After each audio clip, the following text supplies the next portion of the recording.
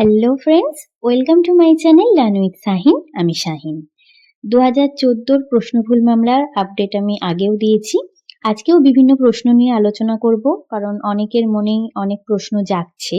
তো কতজন পাশ করবে, সরাসরি কতজন নিয়োগ পাবেন, কারণ এর আগে মাননীয় বিচারপতি অভিজিৎ গঙ্গোপাধ্যায়ের রায়ের ফলে অনেকেই সরাসরি নিয়োগ পেয়েছেন। এছাড়াও 738 নিয়োগটা রয়েছে, যেটা 6 নাম্বার পেয়েই তারা নিয়োগ পেয়েছে কোর্টের মাধ্যমে। তো এরকম সরাসরি অনেকে নিয়োগ পাবেন এই 6 নাম্বার পেলে। এবং এই জাজমেন্ট কি 2022 যে নিয়োগ হয়েছে সেই নিয়োগে কি প্রভাব ফেলবে, আর অনগোয়িং নিয়োগ প্রক্রিয়ায় কি কি প্রভাব পড়তে পারে, সবকিছু নিয়ে আলোচনা করব। তো অবশ্যই ভিডিওটি শেষ পর্যন্ত দেখবেন। প্রথমেই আসি যে প্রশ্নভুল মামলায় 6 মাস দিলে, যেটা পর্ষদ 4 মাস সময় চেয়ে নিয়েছে সুপ্রিম কোর্টের কাছ থেকে, তো কতজন পাশ করবে? তো 6 নাম্বার দিলে বহু প্রার্থী পাশ করবে। লাখ লাখ ক্যান্ডিডেট পরীক্ষা দিয়েছিল, তার মধ্যে 1 লাখের ওপর পাশ করেছিল, আপনারা প্রত্যেকেই অবগত। যেখানে 60,000-এর বেশি নিয়োগ হয়েছে 2014 থেকে। তো আবারও কিন্তু 1 লাখের পাশাপাশি এরকম ক্যান্ডিডেট পাশ করবে। অনেকের মনে প্রশ্ন, পাশ করাবে কি করে? ওএমআর তো নেই। তো ডিজিটাল ওএমআর রয়েছে, সেই বেসিসেই পাশ করাবে।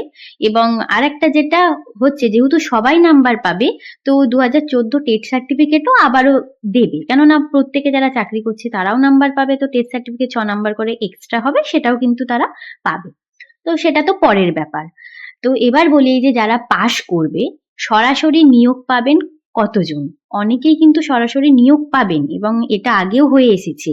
এর আগেও কিন্তু যে 6 নাম্বার এক্সট্রা দেওয়া হয়েছিল, যারা আরটিআই করেছিল, 738 নিয়োগ 2022 সালে, আপনারা অনেকেই অবগত। সেটা পুরোপুরি কিন্তু এই কোর্টের মাধ্যমে 2014 থেকে 6 নাম্বার পেয়ে তাদের নর্মালি একটা ইন্টারভিউ নেওয়া হয়েছিল, এবং তারা প্রত্যেকেই নিয়োগ পেয়েছিল। তো এরকম নিয়োগ অনেকেই পাবেন। এবং কারা পাবেন? যারা সেই সময়, অর্থাৎ যে নিয়োগটা হয়েছে তাদের ডিএলএড সম্পন্ন ছিল, তারা অবশ্যই এই নিয়োগটা পাবেন। প্রায় 12 বছর পর, তারা তো যদি প্রশ্নভুল মামলার আগে জাজমেন্ট হতো, তারা তো এতদিন চাকরি করতো, প্রায় 9 বছর প্লাস 10 বছরের কাছাকাছি অনেকেই চাকরি করছে। 2017 নিয়োগ যারা হয়েছে, তো সেই সময় যাদের ডিএলএড কমপ্লিট ছিল তারা অবশ্যই সরাসরি নিয়োগ পাবে, এবং এটার জন্য অবশ্যই আলাদা কেস করতে হবে। এছাড়াও অনেক প্রশ্ন আছে যে এই জাজমেন্ট কি 2022 নিয়োগে প্রভাব ফেলবে? 2022 নিয়োগ বলতে 2017 যে টেট হয়েছিল, 21শে পরীক্ষা, 22শে রেজাল্ট, তারপর ইন্টারভিউ, তারপর 24শে ফেব্রুয়ারিতে নিয়োগ। তো এটাতে কি প্রভাব ফেলবে? জাজমেন্ট আসার পর অনেকেই মেসেজ করেছেন, অনেকেই চিন্তা করছেন এটাই কি প্রভাব ফেলবে। তো ব্যক্তিগত মতামত যদি আমার বলেন, এটাতে প্রভাব ফেলার কোনো কারণ নেই। ফেসবুকে বিভিন্ন পোস্ট ঘুরে বেড়াচ্ছে, তো এটাতে প্যানিক করার কোনো কারণ নেই, প্রভাব কোনো পড়বে না। এটা গেল একটা কথা।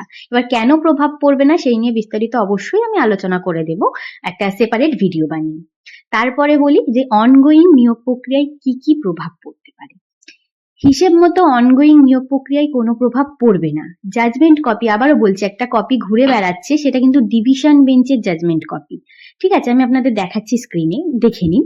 এটা কিন্তু ডিভিশন বেঞ্চের জাজমেন্ট কপি, সুপ্রিম কোর্টের জাজমেন্ট কপি এখনো দেয়নি। আমি জাস্ট কিছুক্ষণ আগেও দেখেছি, এখনো কিন্তু দেয়নি। জাজমেন্ট কপি এলে তো আমি অবশ্যই সেটা বিস্তারিত আলোচনা করব। তো তবে যেটা শোনা গেছে, আমি শুনানির লাইভ ভিডিও দেখেছি, সেটাও আমি দিয়ে দেব, লাইভ ভিডিও যারা দেখতে চান দেখে নেবেন। তো সেখানে কিন্তু বলা হয়েছে, বা যে মাননীয় আলী হোসেন আলমগীর স্যার রয়েছেন, তিনিও বলেছেন যে আগে যা যা হয়ে গেছে সেগুলো সব আনটাচ থাকবে। তো এই অনগোয়িং প্রক্রিয়ায় প্রভাব পড়ার কোনো কথা নেই। তবে একটা ভয় থেকেই থাকে, যেহেতু একটা প্রক্রিয়া চলছে এবং তারা প্রায় 12 বছর ধরে বঞ্চিত, তারা যদি কেস করে কখন কি হবে বলা যায় না। তো এই জন্য কিন্তু 22 স্টেট পাস যারা রয়েছে তাদের কিন্তু সর্বদাই সজাগ থাকতে হবে, এবং 4 মাসের আগে যাতে কমপ্লিট হয় সেটার ব্যবস্থা কিন্তু তাদেরই করতে হবে। ঠিক আছে, এবং যাতে যারা পাশ করবে তারা যাতে এই নিয়োগ প্রক্রিয়ায় কোনোভাবে না অংশগ্রহণ করতে পারে, সেটাও কিন্তু তাদেরই দেখতে হবে। সজাগ অবশ্যই থাকতে হবে, কখন কি হয় বলা যায় না, তবে প্রক্রিয়ায় প্রভাব পড়ার কোনো কথা নয়। এবার দেখা যাক শেষ পর্যন্ত কি হয়। যখন যা আপডেট পাবো অবশ্যই আমি শেয়ার করব। আজকের আপডেট এতটাই রাখলাম, পরবর্তী আপডেট আমি নেক্সট ভিডিওতে জানাবো।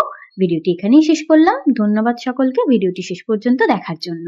চ্যানেলটি ভালো লাগলে এবং আপডেটগুলো ভালো লাগলে অবশ্যই বন্ধুদের সাথে শেয়ার করবেন, এবং আমার চ্যানেলটি সাবস্ক্রাইব করে রাখবেন।